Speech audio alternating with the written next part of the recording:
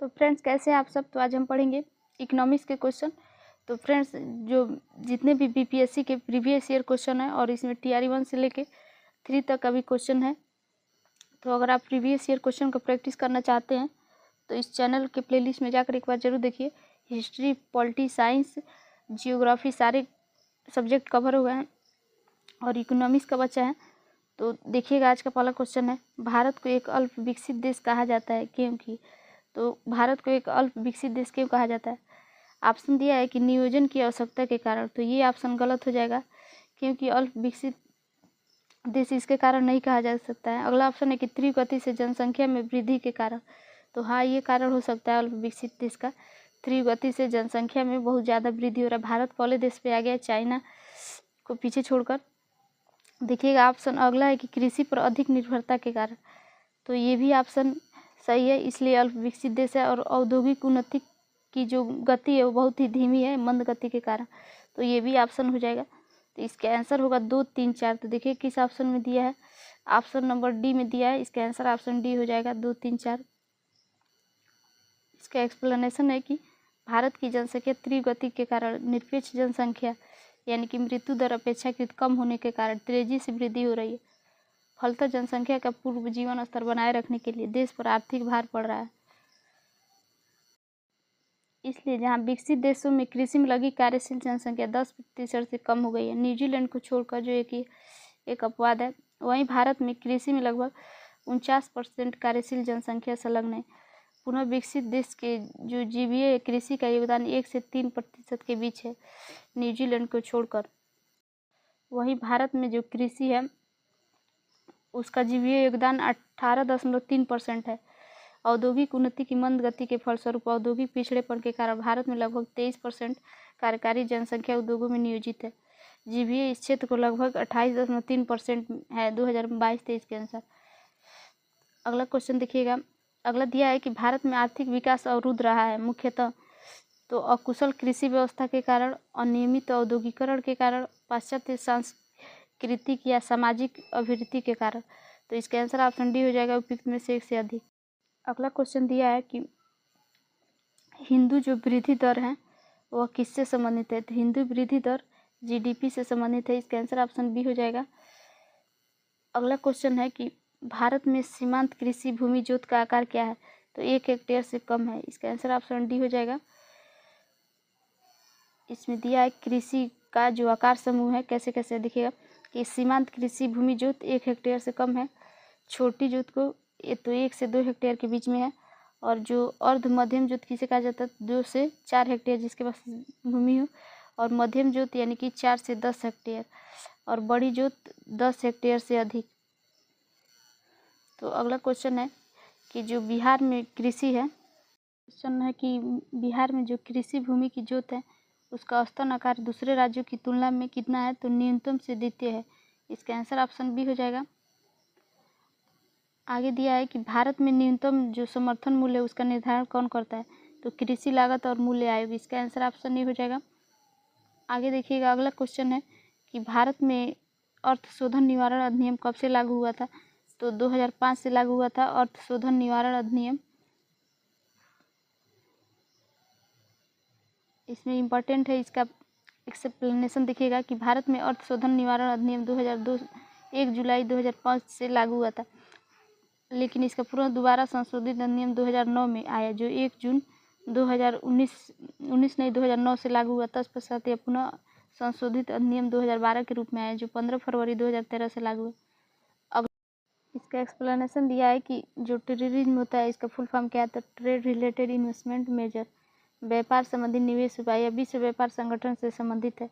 अगला क्वेश्चन दिया है कि भारत सरकार ने अखिल भारतीय थोक कीमत सूचकांक होता है इसके आधार पर 2004 से 5 से बदलकर किस वर्ष को बनाया था। तो 2011-12 यानी कि 2011 से लेकर 12 तक।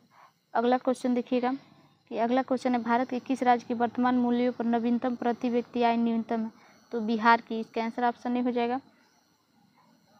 इसका एक्सप्लेनेशन देखिएगा, नहीं हम लोग कवर कर रहे हैं क्योंकि ये 2023 से पहले का है सारे ये प्रीवियस ईयर। तो ये इम्पॉर्टेंट नहीं है, इस समय जो करंट अफेयर है उसको पढ़ना पड़ेगा इसके लिए। तो देखिएगा जो इम्पोर्टेंट सिर्फ क्वेश्चन है उसको हम लोग पढ़ते चल रहे हैं। अगला क्वेश्चन है कि बिहार में नवीनतम वार्षिक प्रति व्यक्ति बिजली का उपभोग है तो न्यूनतम है, इसका आंसर ऑप्शन ए हो जाएगा। अगला क्वेश्चन दिया है कि जो निम्नलिखित राज्यों पर विचार करें। निम्नलिखित राज्यों पर विचार करिए।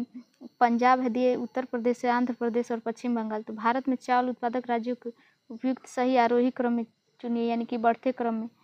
तो पहले हो जाएगा आंध्र प्रदेश, सबसे कम, इससे ज़्यादा पंजाब में, और इसके सबसे ज़्यादा इससे उत्तर प्रदेश में, उसके बाद पश्चिम बंगाल में। तो इसका ऑप्शन होगा 3, 1, 2, 4।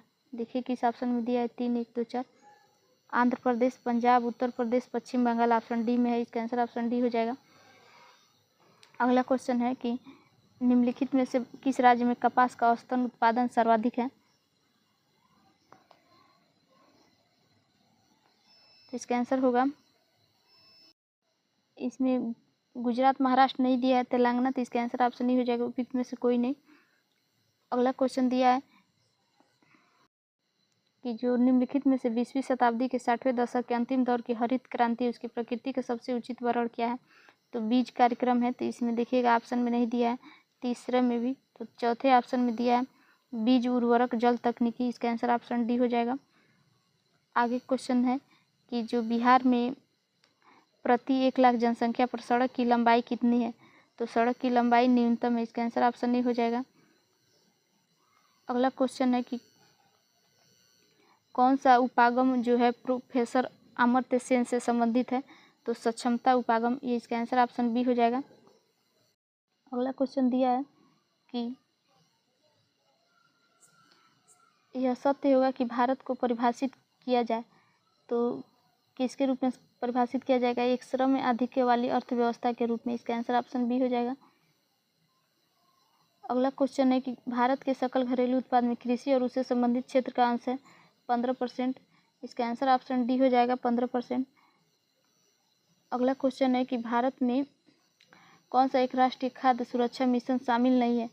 तो राष्ट्रीय खाद्य सुरक्षा मिशन में गेहूं शामिल है, दाल शामिल है, चावल शामिल है। तो तिलहन शामिल नहीं है, इसका आंसर ऑप्शन ए हो जाएगा। अगला क्वेश्चन दिया है कि भारत में खाद्य प्रबंधन निम्नलिखित में से कौन सा एक उद्देश्य नहीं है खाद्य प्रबंधन का। तो खदानों का वितरण उद्देश्य, खदानों का खरीद, खदानों के बफर स्टॉक का रख रखाव, और जो खदानों का निर्यात है, इसका उद्देश्य नहीं है। तो इसका आंसर ऑप्शन डी हो जाएगा।